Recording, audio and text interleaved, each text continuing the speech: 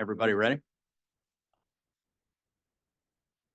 Good afternoon. It's Monday, March 10th, and you're at the StanCog Executive Committee meeting. We'll come to order and roll call, please. Chair Condit. Here. Vice Chair Hart. Here. Member Chiesa. Here. Members Wallen. Here. Member Hernandez is not here, but we do have a quorum. Thank you. I'm not aware of any remote participation, Monica. No, thank you, Chair. We have none. Okay. Public comment. Members of the public may address the committee on any item not on the agenda. Comments shall be limited to 5 minutes unless the chair or the committee sets a different time limit. Any public comment? Seeing none, I'll bring it back. Consent calendar. Take a motion. We're gonna take the entire consent calendar, A and B, at one time. I'll second it. Probably should go out to the public, see if there's any comment on any consent item. Seeing none, I'll bring it back. I've got a first and a second. All in favor, say aye. Aye. Aye. Go. All right. Discussion action item, motion to recommend the policy board authorized by resolution, the executive director to negotiate and execute a professional service agreement with Sagala Incorporated for the Regional Early Action Planning Grants of 2021 REAP 2.0 administration support. And I believe Nick St. Cook is online.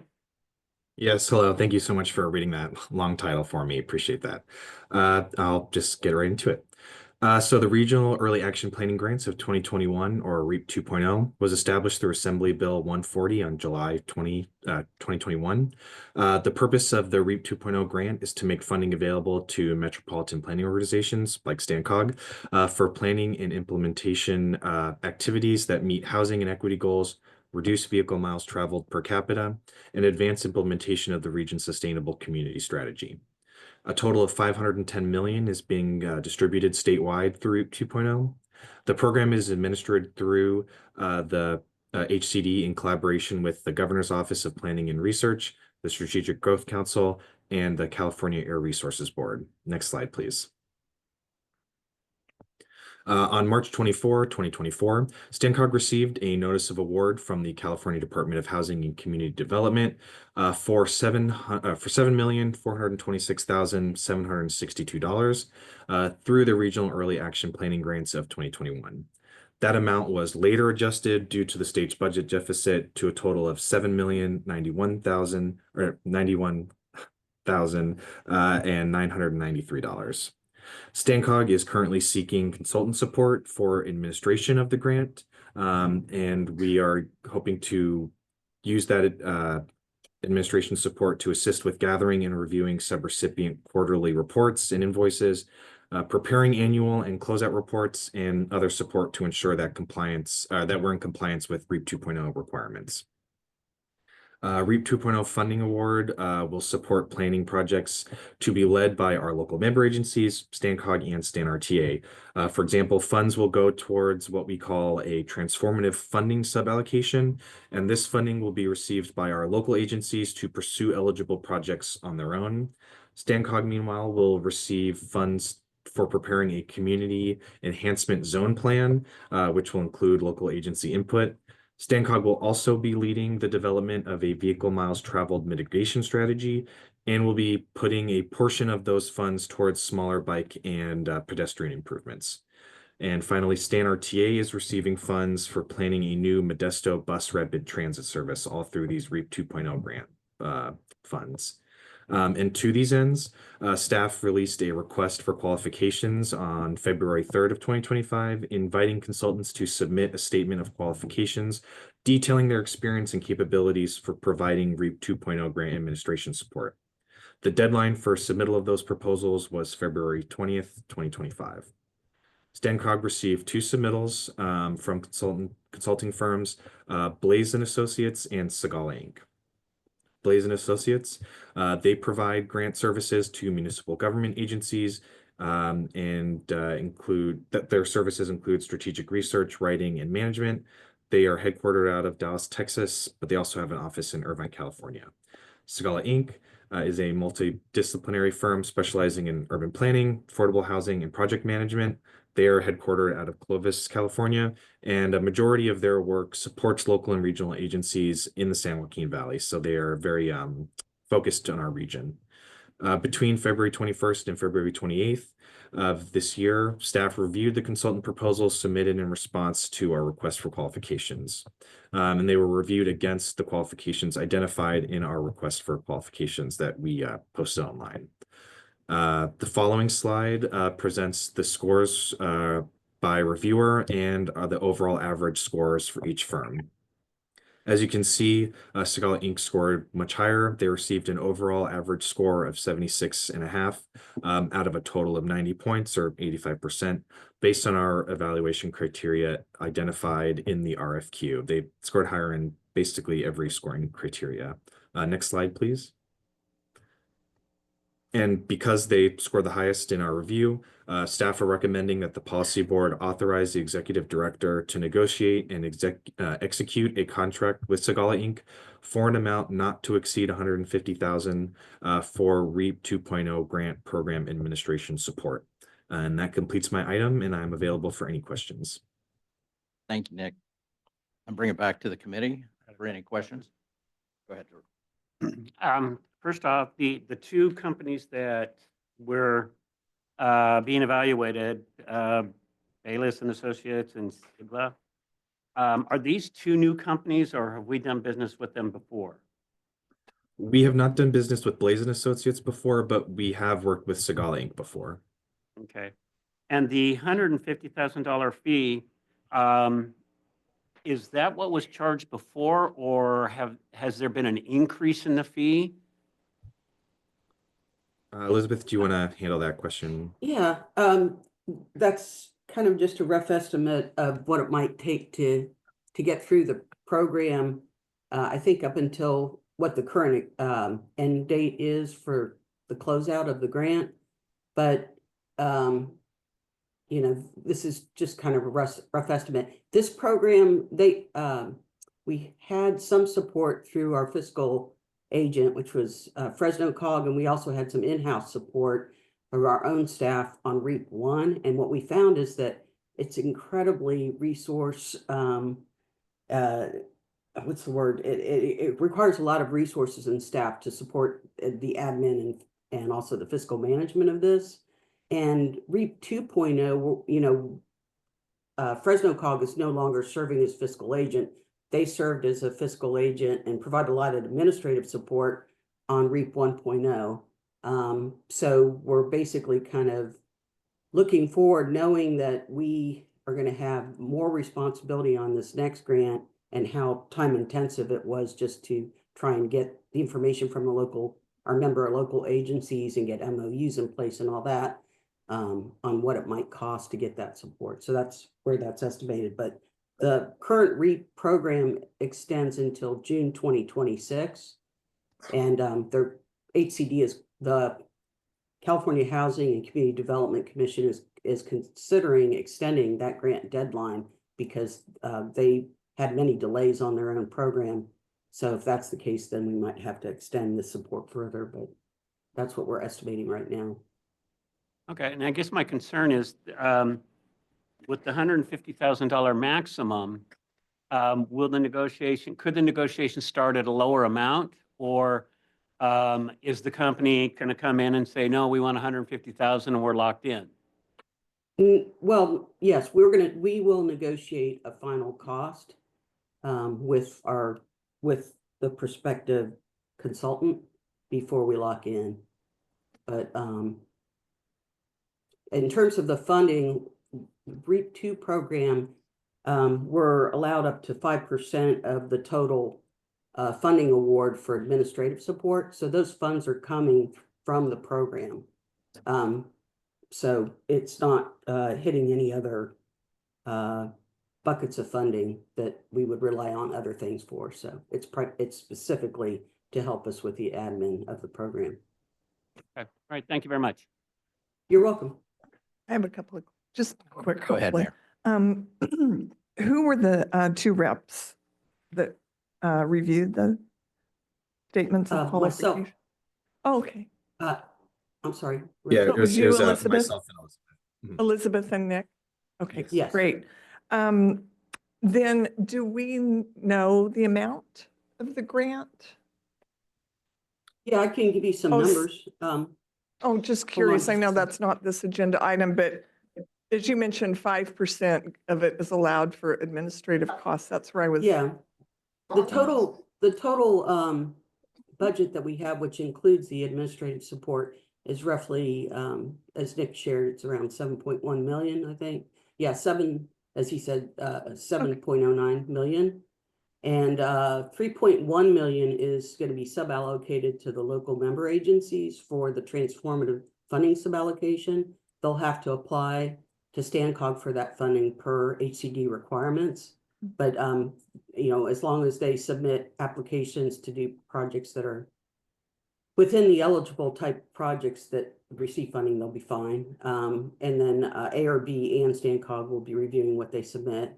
And then we'll be receiving about little less than 1.4 million for the community enhancement zone plan, which we'll be doing with in consultation with local member agencies. Another about a little less than 1,937,000 for the VMT mitigation strategy. And then we have about 540,000 for smaller bike ped investment. And then 700,000 we carved out for studying and planning a new BRT service. And those funds will go to Stan RTA for that work. And then the overall, let me see if I've got my table up here. We already expended 108,000 of the administrative funding in the preparation of the grant application, which is allowable under HCD. And I think the overall 5% total was around $350,000. So we've expended a portion of that, but we still have additional funds remaining for administrative expenses. So we Does that have help? enough, obviously, to cover this. Yeah. Oh, Yeah, thank yeah, you. Thank you. Thank Thank you. you. That's it. That's all the questions I have. Sure. Vito? Hi, Elizabeth. It's Vito. So the support from Sagala, if we go forward with this, that we're going to get is for the internal plans of StanCog. It's not for support of the cities and the grants that they might apply for. No, the funds that the local agencies receive, they discussed maybe doing a joint project, but I think the county and the city of Modesto were especially interested in maybe combining funds to be able to do maybe more across the region with them, but the funds that they receive would be used to obtain whatever support they need to do their work. So the funds that are for like the bike ped, the community enhancement zone plan, and the mitigation bank or exchange program, like we will have to do an RFP to get some consulting support, especially on the mitigation bank part, because it's very specialized. But right now we're just talking about administrative support so that this grant program is very complex and convoluted. And then again, we had some real challenges with under REAP 1 with, you know, obtaining the quarterly reports, invoices, that kind of thing from our local member agencies, getting all the MOUs put together and the amendments that are required.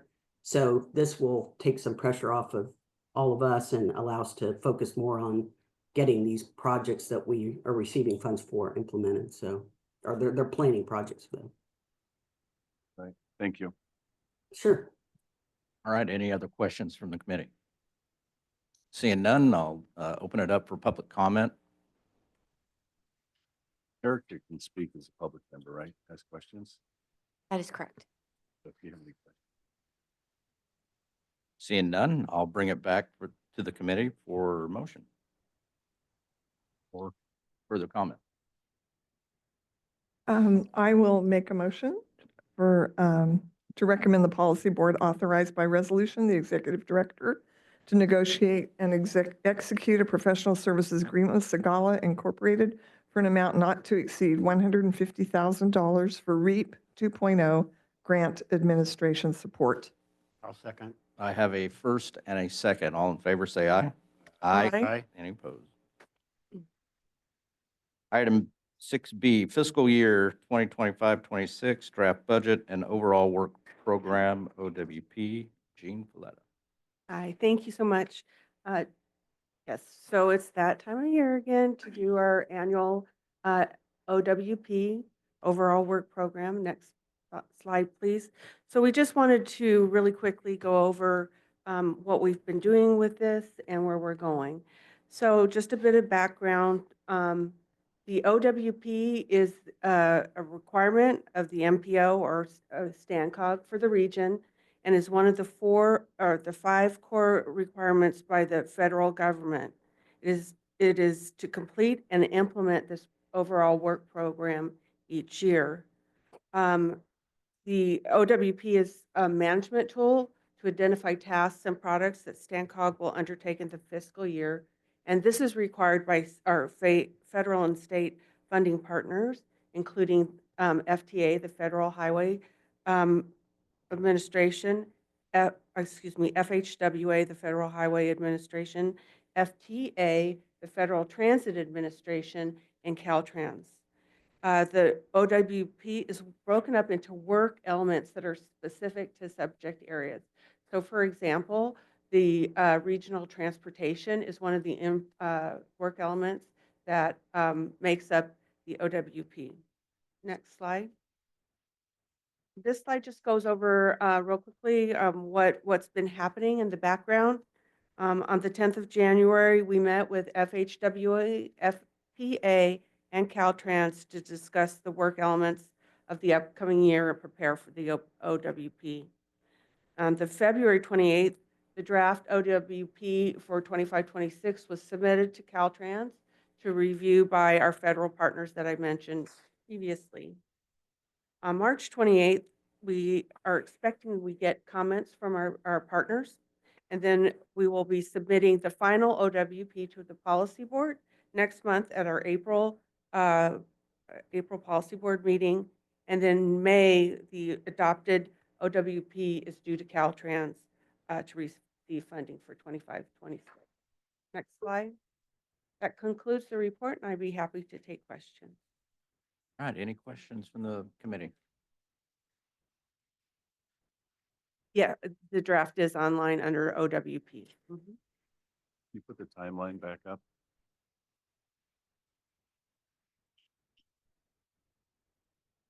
Perfect. So we submitted it the last day we could submit it, right? We did get it in on time We did. by a couple hours maybe, which I'm very proud of. I How know do you know that? No, yes, we did. we were questioning whether we would get that done on time. Yeah, So it took a lot of staff, this always takes a lot of staff effort and review. So, but we did make the timeline, yeah. Okay, so in the timeline between, we expect comments on March 28th, Mm-hmm. and then we have to make changes between then and the board meeting? Yeah, that's a hustle, but we have to do that. Mm-hmm. Okay. Okay. Member Kiesa, and you're raising some good points. It's like we have a very small window there. But with the feds, I mean, you are the approving body of this agency, but they're really the approvals. And so there's no wiggle room on the May 10th date that we must submit everything to them by then. But So that's the whole, when it's you, not just ours, it's all the metropolitan planning organizations like us in the state of California that are submitting the same date. but back in January, they gave you a pretty good Yeah, idea of what was Right. necessary. So Yes. we don't expect, do we have many changes? No, there from- were not many changes at all. So it's pretty, it's pretty static is what we got. There was very little to anything changing. Just one more time, I'll say I'm very proud that we got this. And when I say we, I'm talking about you guys. We didn't do anything, so. Thank you thanks. so much. Any other questions? again, kudos to the staff that worked on that. I know we were under the gun and being able to get that in and all the work that got done to make sure that we did get it in.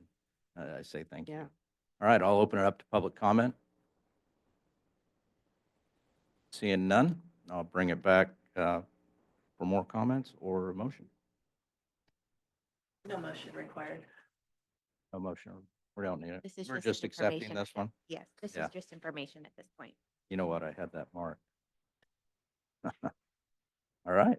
Going on to the next draft March Policy Board Agenda Review. June Paletta. Thank you. Okay, so here I think we're going to need to spend a little bit of time. We have a really busy agenda for this month. We have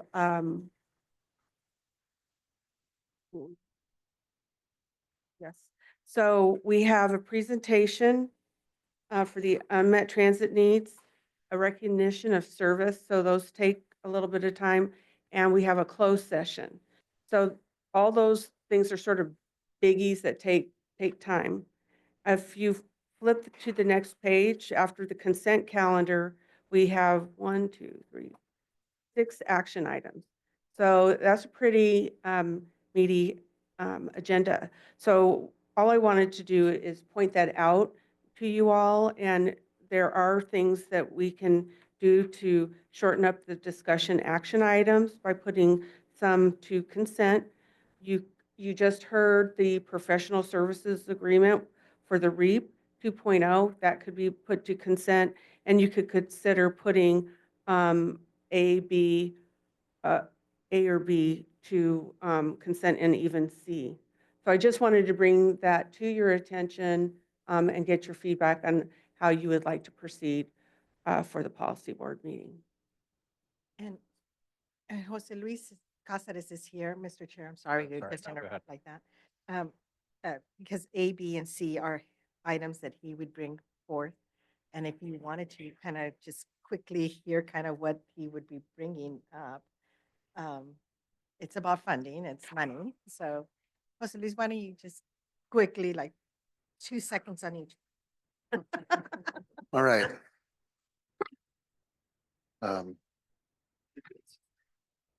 Just a moment. Just That's all.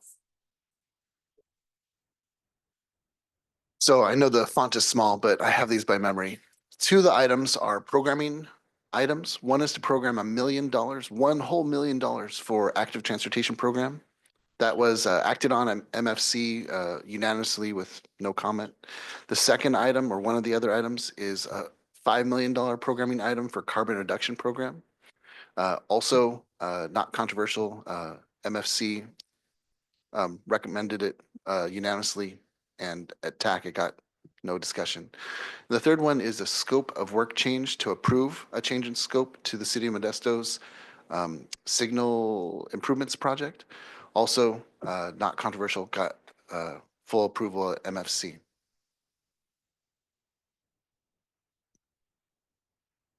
Good.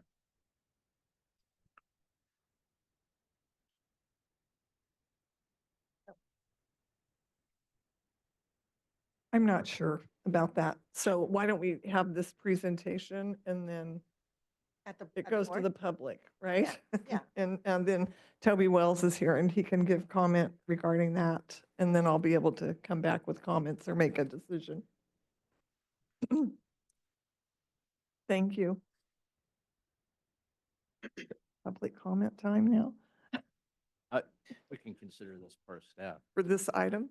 But you were just, yeah, in terms of this item, for the City of Modesto is fully supportive. Is a simple change to a traffic signal, allocating funds that were 3 now to 1 traffic signal using CMAQ funds.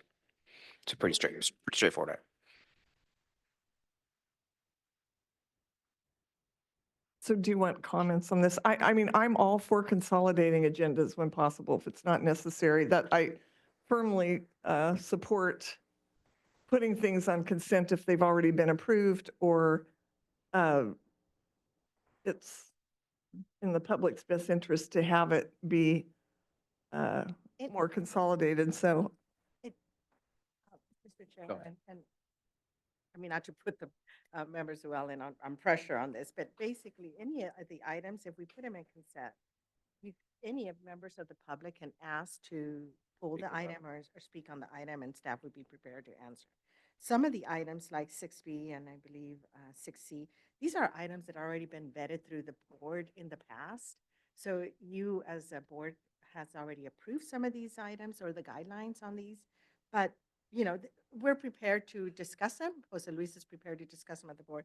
We just have also received feedback from the board. You know, our meetings start at 6. Our meetings have been taking almost 2 hours. There is a closed session that I don't know, I won't say that, but there's a closed session that evening, so we were just trying to be considerate of with your your time. time. So that's all. But staff is prepared to present all items that night, or, Okay, so I'm not sure why they just weren't put on consent in the first place, but are they typically discussed on discussion and action items, these three ABC, or are they typically on consent? not, well, it just depends. It's not Oh, necessarily. okay. But the reason we didn't do that here, because we run the agenda by you as committee. So Right. You can make that determination as a group. George, what do you think? I'm good with C going on consent. Okay, I just want to be clear, which items are we talking, just A, B, and C, or are we going to include D to go on consent? D, you can include it as well if you would like. It's what you just heard from. Yeah. Yeah, so you can move Um, that one as yeah. well. Me personally, I think D can go on consent without question. I have no problem with A, B, and C either. Like it was expressed a few minutes ago, that if anybody has any questions on any of these items, they can always pull them from consent and we can discuss them at that point. But if they don't want to discuss any of the items, we can pass them and continue on. So I'm just going to, devil's advocate, A, B, and C I'm okay with on consent. D, because we've heard it, the rest of the board hasn't heard it. Oh, okay. It's 150,000 plus there's 350,000 that's coming to the COG. The 5%, I think it would be important, because just because you can take 5% doesn't mean you get 5%. And not that you shouldn't get it, but again, it could be that or less. I think you have a public Good. discussion. Mhm. All right, any other questions?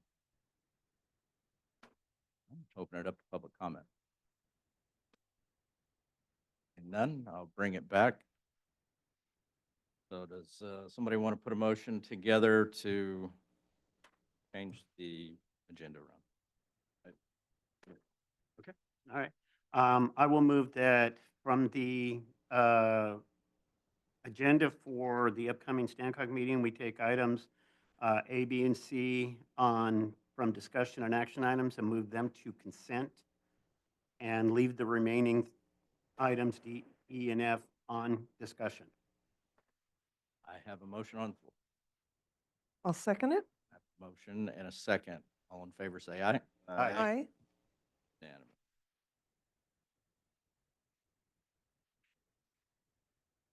All right, Executive Director report. Mr. Chair, I just wanted to, first of all, thank this committee for your time that you spent at our lobby day that we had on February 26th. And I felt that it was a really good, it was a busy day. We had a lot of meetings, but I think they were very good. The people that we met with, we got our message across. And I think everyone that was there did a really fantastic job in expressing, and our chair did great expressing our needs for the region. So that was, I felt that it turned out to be a really good day. So with that concludes my report for today. All right. I'd have to agree. I thought it was a good meeting with our legislators and department secretary, the executive directors.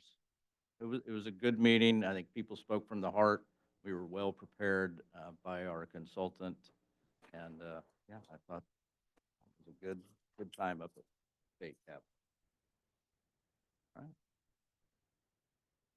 Member reports, any member?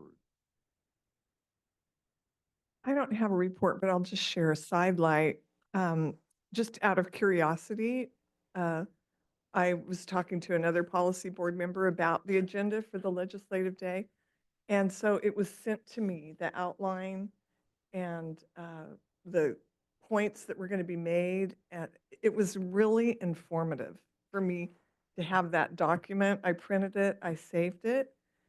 So, I don't know what that would look like, but it was really, really good information about this agency and what we, in a condensed form, are wanting to accomplish with our legislators. So maybe the others would like to see that at some point or in the future. I found it very informative. So it was very well put together and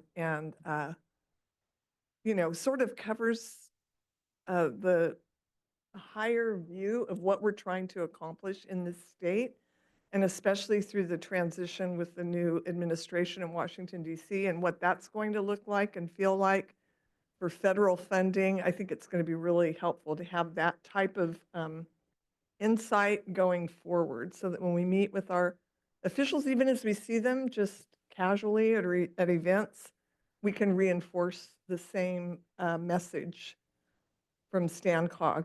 And I think that would be, it was really helpful. So thank you for preparing that, and for Gus for being so prepared, and for all of you for going to Sacramento. That is, thank you very much for saying that, because it was really helpful for me too, being up there with those same comments. And we have the Valley Voice on Wednesday, which is the 8 Valley counties. And these are just the short talking points, but if there's longer talking points, I would agree.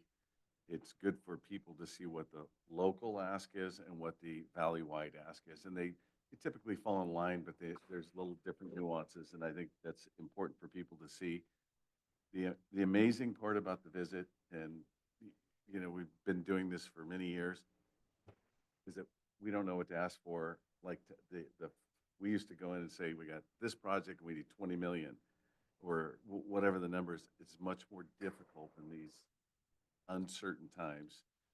The county's going to DC in, I don't know, a week or two. Buck and I are, and it's very hard to put your finger on what your ask is. And it was the same thing in Sacramento. It was no different. And we got a lot of questions back at us, like, not playing us against each other. That's not the right term. But it is uncertain times, and it would be nice to have a whole army of people walking out there as you casually run into one of our local electeds to say cap and trade is important, or something. So I would agree with that. So thank you for those comments. That makes me think bigger.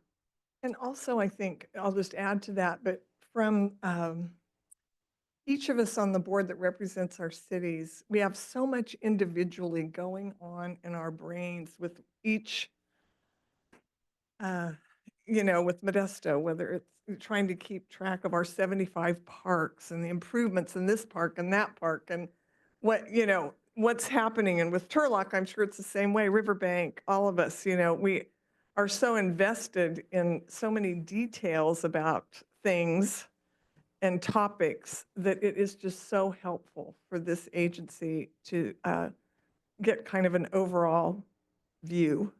So it's really, really, anything helps. Thank you.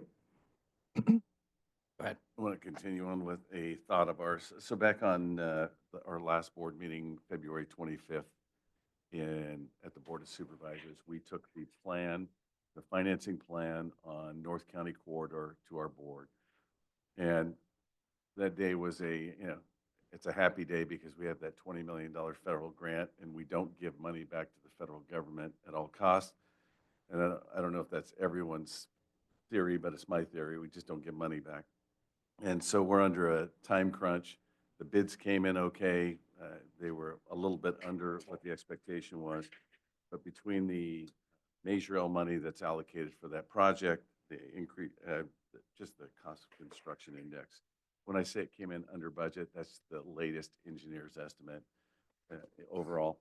So the county had dedicated $79 million of regional transportation fees, RTIF, which is collected countywide, 26 million of RMRA, which is money that can be used for Fix It First. But I think that's about, what, 4 years worth of RMRA, 100% of the county's portion dedicated to the project, 10 million of Measure L traffic management, which is 6 years of our money to the project. And then we came up short, and here's the kicker, is we're borrowing against essentially our tobacco securitization, internal borrowing, $34 million to complete a regional project of which Riverbank, Oakdale, Modesto, and county residents on the northwest side benefit from. And again, in the end, we're not giving $20 million back, but in the zeal to not give $20 million back, we're borrowing. There's not another jurisdiction in Stanislaus County that would borrow against their general fund to complete a regional project. You would do that to complete your own project. I sat and I've struggled with this, for quite some time. In the end, there was no option. I know there was no option. I've said it, and she's listened to me rage on her last week. We did this because we had to, but there is money in Measure L that wasn't allocated in the end to projects beyond, because we're expecting $38 million, and we've been receiving about $60 million for possible future projects. A component of that money, I'm going to come back to the COG. It's going to go over like a lead brick, but I'm going to ask for some money, some additional money on that. Not all of the $34 million, but I'm going to ask for something. I think we need to have the discussion that, because we're committed, again, as a board, and I'm proud of the board, but I've just been uneasy that we took some of the internal borrowing capacity on ourselves in the long run. So I wanted to call Steve Vandenberg, and Steve, no longer our consultant who does our long-range modeling, has done a lot of great work for us. He's retired, I guess, and so it's just something I want to look into. This is not a discussion for the next meeting. This is something that I got to kind of try and figure out, but I don't want to catch anyone off guard on that conversation. And Buck doesn't even know. Buck just found out just now, so. Don, I'd have to agree with that 100%. Great comment. Go ahead. I know you. Well, to Member Chiasa's point, I mean, I appreciate he raising this to our awareness as we are working on long-range planning documents. We're going to be updating our strategic plan. Yes, Steve Vandenberg is no longer working. He did retire, but we're going to continue that conversation. So it is a good opportunity for us to start seeking of what to do. And I know Jose Luis is sitting there attentively taking note of this comment. But, I know that the county, in conversations with them, but Public Works Director, he's attempted to do many things, TIFIA loans. He did go out and look at other options, so he didn't have to go back to the county and ask for that. We try to find other ways as well, but it comes back to our little Measure L, and it's not a lot of money, but I do understand that the county staff has attempted to do many other options, and they haven't, it's difficult. Any other comments? All right, we're going to adjourn to closed session, public employee performance evaluation pursuant to Government Code Section 5495-7, titled General Counsel. I'll go out to public if anybody has public comment on closed session. Seeing none, I'll bring it back and we'll be going into closed session.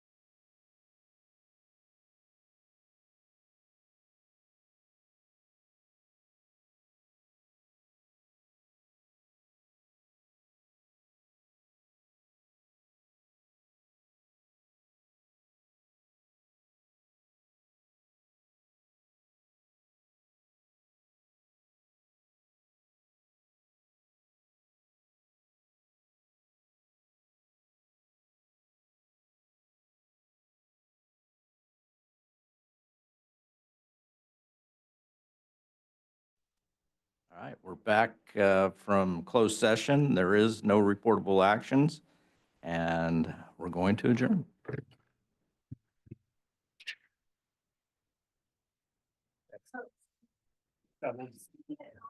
Yeah.